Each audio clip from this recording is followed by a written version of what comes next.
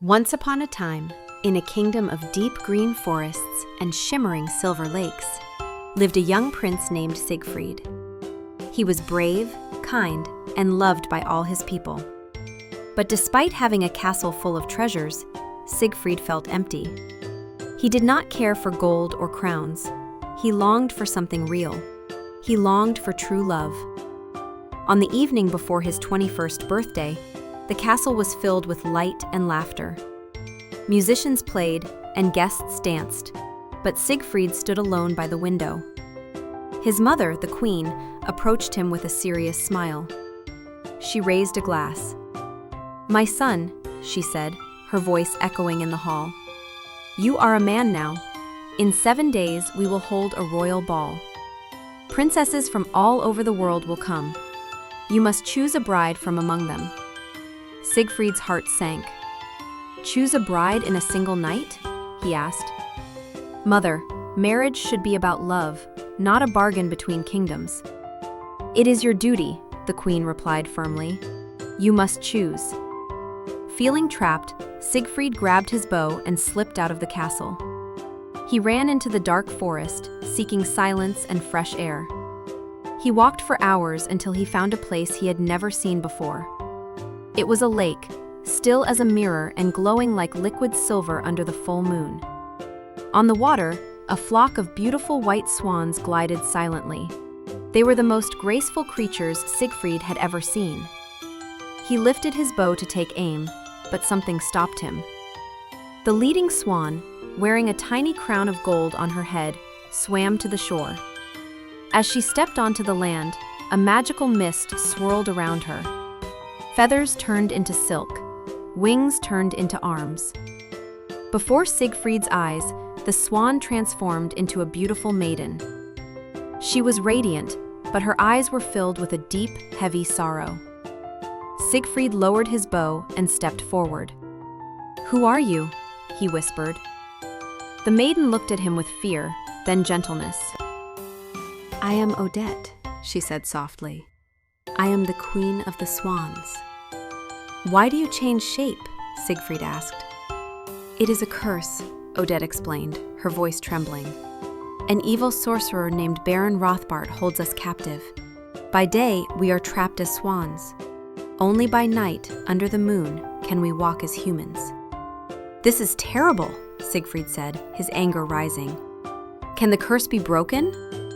"Only one thing can break it," Odette said, looking into his eyes. "A vow of true love. A man who loves me, and only me, must promise his heart to me forever. Only then will Rothbart's power be destroyed."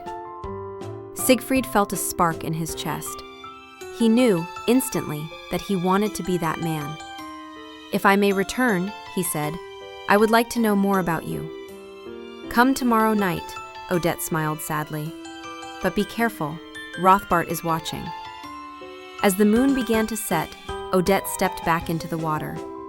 The mist returned, and she became a swan once more, gliding away into the shadows.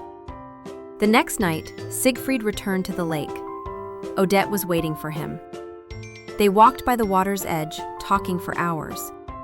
"Tell me about your world," Odette asked. "It is a world of duty and walls," Siegfried sighed. "But with you, I feel free." "Tell me of your dreams, Odette." "I dream of freedom," she whispered.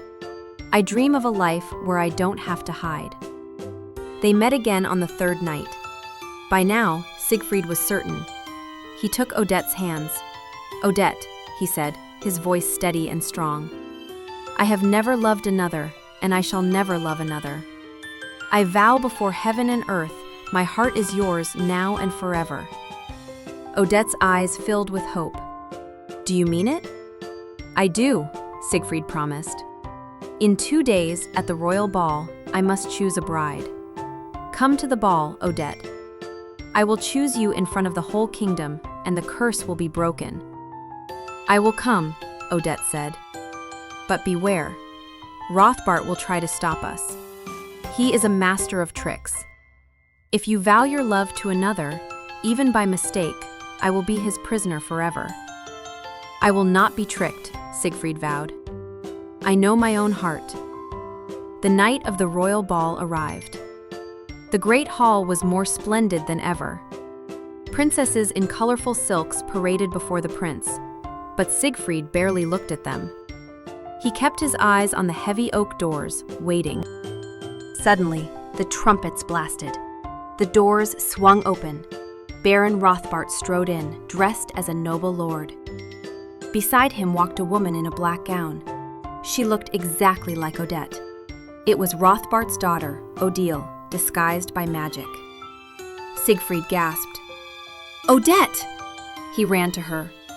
He did not see the cruel smile on Rothbart's face. He did not notice that Odile's eyes were cold, not kind like Odette's. He only saw the face of the woman he loved. He took Odile's hand and led her to the center of the room. "Mother! Friends!" Siegfried shouted to the crowd. "I have made my choice. This is the woman I love. I vow my heart and my soul to her, and only her, forever." Thunder shook the castle. The windows blew open. Rothbart threw off his disguise, revealing his true, bird-like monster form. He laughed a terrible, screeching laugh. "Foolish prince," Rothbart roared. "You have sworn yourself to my daughter Odile. Your vow is broken. Odette is mine forever."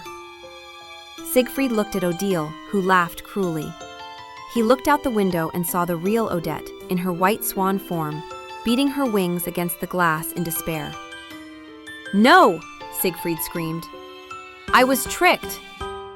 "A vow is a vow," Rothbart yelled, vanishing in a puff of black smoke. Siegfried did not hesitate. He drew his sword and sprinted out of the castle. He ran through the dark forest, his heart pounding, faster than he had ever run before. He reached the lake just as the storm began. The water was churning, black and angry. Odette lay on the shore, weeping. "Siegfried," she cried, "all is lost." "No!" Siegfried shouted. "My vow was meant for you. Love cannot be stolen by a lie." Suddenly, the water rose up. Rothbart emerged from the depths, his black wings blocking out the moon. Shadows twisted around him like snakes. "She belongs to me!" Rothbart screeched. "You are too late, little prince." "Not while I live!" Siegfried yelled. He charged at the sorcerer.